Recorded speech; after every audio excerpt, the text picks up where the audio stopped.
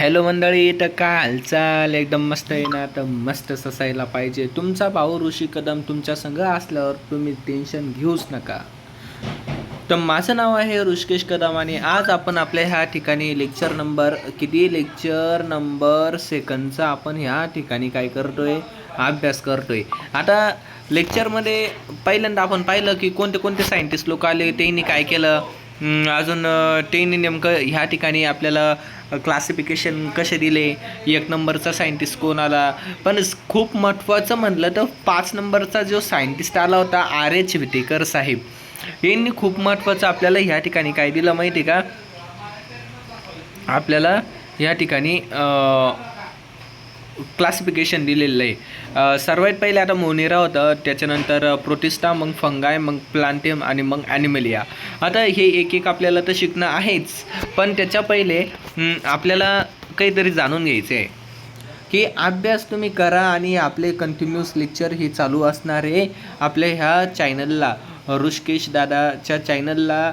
तुमचं आता हे माझं काही चॅनल नाही, हे तुमचं चॅनल आहे. सर्वात पहिले तुम्हाला कसं घडवायचं ह्या चॅनलला हे तुमच्यावर आहे. आता चला, आता मोनेरा आहे. काय आहे मोनेरा? मला सांगा, हे मोनेरा म्हणजे नेमकं काय असतं? मोनेरा काय आहे माहिती का? हे बॅक्टेरियाला से काय म्हणता? मोनेरा म्हणता. आता तुम्हाला सांगतो, take a small drop of a curd or a buttermilk or a clean glass slide and dilute with a little water. आता काय करा माहिती का? दही घ्या किंवा बटर मिल्क घ्या आणि त्याला काय करा माहिती का? ग्लास स्लाईडमध्ये म्हणजे क्लीन ग्लास स्लाईडमध्ये घ्या आणि त्याला थोडंसं डायल्यूट करा. कशानं डायल्यूट करायचं? त्याला डायल्यूट करायचं लिटर वॉटर. ओके, पाणी. हे बघा, आता काय करायचं, एखाद्या भांड्यामध्ये काय करायचं, दही आहे. ओके, त्याच्यामध्ये काय टाका तुम्ही? त्याच्यात पाणी टाका. हे काय झालं? डायल्यूट होऊ लागलं. काय झालं? डायल्यूट होऊ लागलं. आय होप तुम्हाला हे सर्व समजलं असेल. 1 मिनिट थांबा, मग आता तुम्ही थोडंसं 2 मिनिट. ओके, चला बाय. तुझ्या आवाजाला नेमकं काय झालं रे? चला, काही नाही. Carefully keep a cover a slip. Observe the under a high power of a compound microscope. What did you see? ते काय म्हणते माहिती का? आता एक पाटीला घ्या, त्याच्यामध्ये दूध टाका, त्याच्यामध्ये थोडंसं दह्याचं हे टाका, म्हणजे इरजन टाका, आणि मग ते काय होतं आहे त्या ठिकाणी तर ते तुम्ही ऑब्झर्व करा. पण सोडा.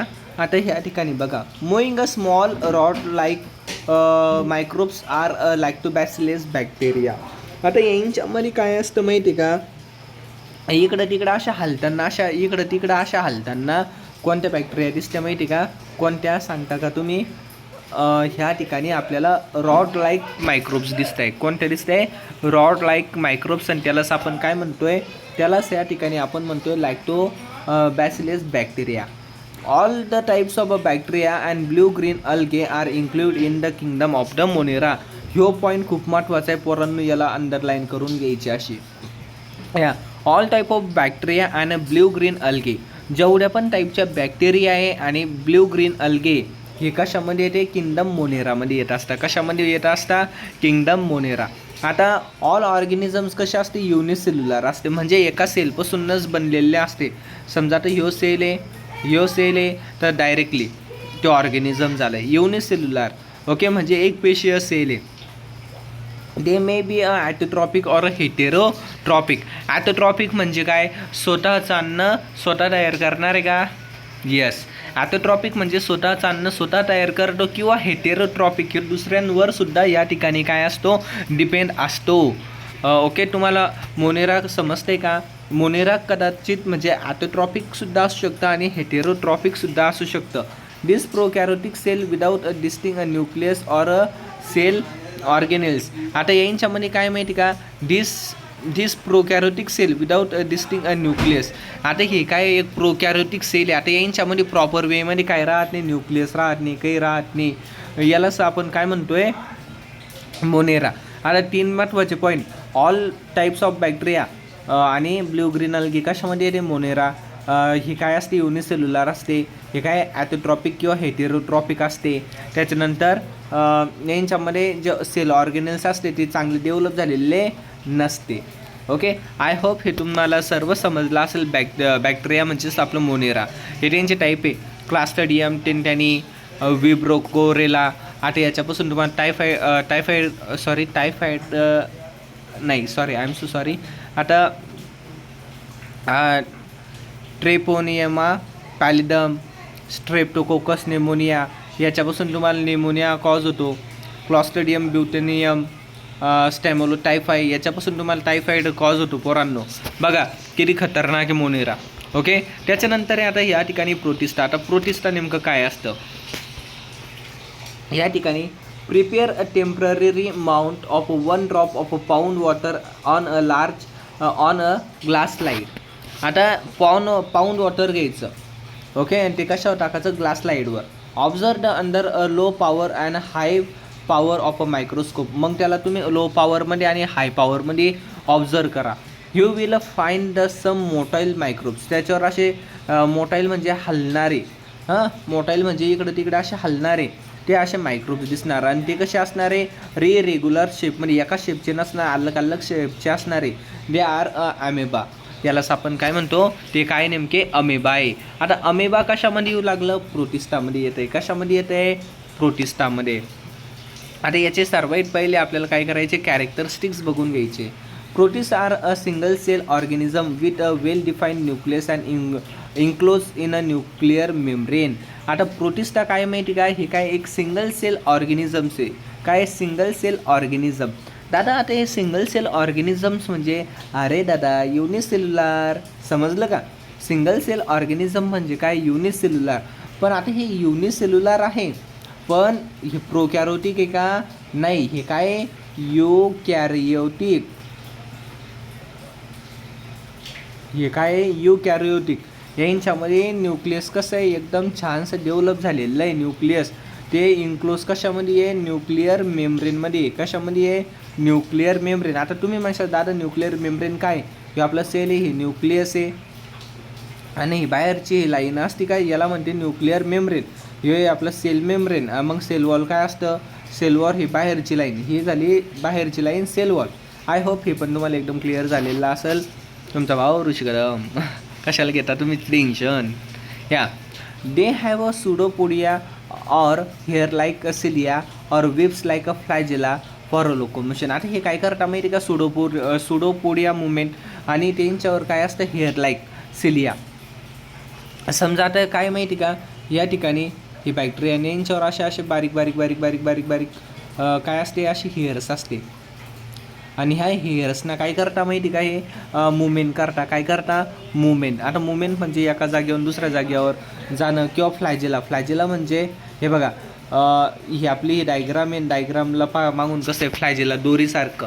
ओके, त्याला म्हणता फ्लॅजेला. अमेबा पहा तुम्ही आता ह्या ठिकाणी कसं असतं, आणि ह्या ठिकाणी तुम्ही कधी पाहिलं असतं तर याला ना असे बारीक बारीक असे हेअर्स असतात. आता हे हेअर्स कशाला? काऊन आहे? पॅरामेशियमला. कारण ह्या ठिकाणी काय होते पोरांनो? कारण ह्या ठिकाणी आपलं मुवमेंट होते. काय होते? Movement with the help of the cilia. I hope this is all clear for you. त्याच्यानंतर आता हे काय माहिती का? ॲथोट्रॉपिक इन अ नेचर आहे. काय आहे ॲथोट्रॉपिक? आता त्याचं ॲथोट्रॉपिक म्हणजे काय? ते स्वतःच अन्न स्वतः तयार करू लागले. त्यांचे एक्झाम्पल युग्लेना व्हॉल्वॅक्स कंटेन अ क्लोरोप्लास्ट. यांच्यामध्ये ते व्हॉल्वॅक्स आहे, त्यांच्यापाशी काय आहे? क्लोरोप्लास्ट आहे. क्लोरोप्लास्ट आहे, याचा अर्थ ते कसं आहे? ग्रीन आहे. आणि ग्रीन असल्यामुळं काय करू लागलं? सनलाईटला ट्रॅप करू लागलं, आणि त्या ठिकाणी काय करू लागलं? ते स्वतःचं अन्न स्वतः बनवतं.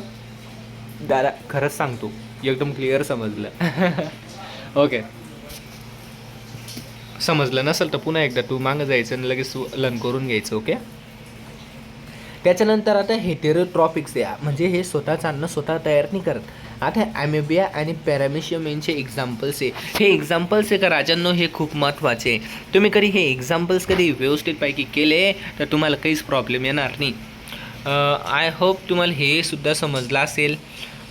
पण मग आता फंगायचं आपण चालेल एवढं पान करूनच घेऊ, आहे की नाही.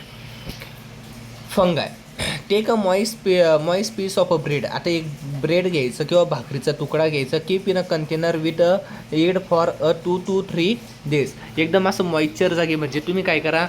टिफिन बॉक्स घ्या, टिफिन बॉक्समध्ये पोळी घ्या. पोळी 2-3 दिवस ओपन करूच नका. तर तुम्हाला तिथं ना असं पांढऱ्या कलरचं काहीतरी दिसेल. तेच म्हणजे काय? फंगाय. After the 2 to 3 days, a cotton thread like a trough found growing on the surface of the bread. तुम्ही ती बुरशी आहे ना, बुरशी माहीतच असेल तुम्हाला, त्यालाच आपण काय म्हणतो, फंगाय म्हणतो. Prepare temporary in a mouth of a few threads from this culture and observe it under the microscope. ते म्हणते मग याला तुम्ही कशामध्ये ऑब्झर्व करा, मायक्रोस्कोपमध्ये तुम्ही काय करा, ऑब्झर्व करा. I think this is all clear. आता हे बघा, तुम्ही फंगायचं स्ट्रक्चर ह्या ठिकाणी बघू शकता. याला काय म्हणतात, स्पोरेंजिओस्पोर, हे काय ॲपोफायसिस, स्पोरोजियम, याला काय म्हणतात, कॉलोमिया मेला, हायपा, रायझॉइड्स. हे रायझॉइड्स म्हणजे काय, खूप महत्त्वाचं आहे, 11वीमध्ये विचारलं जात नीटमध्ये. हे रूट सारखे आहे, रूट लाईक, पण रूट आहे का, नाही. Okay, I hope this is all clear for you. आणि तुम्हाला thank you my bottom of the heart. Okay, thank you. तुम्ही हे लेक्चर पाहिलं आणि तुम्हाला हे समजलं असेल तर आपल्या चॅनलला सबस्क्राईब करा, प्लस लाईक करा आणि शेअर करायला विसरू नका. तुमचा भाऊ ऋषी कदम. ओके, तर चला भेटूया नेक्स्ट लेक्चरमध्ये लवकरच, उद्याच. थँक्यू.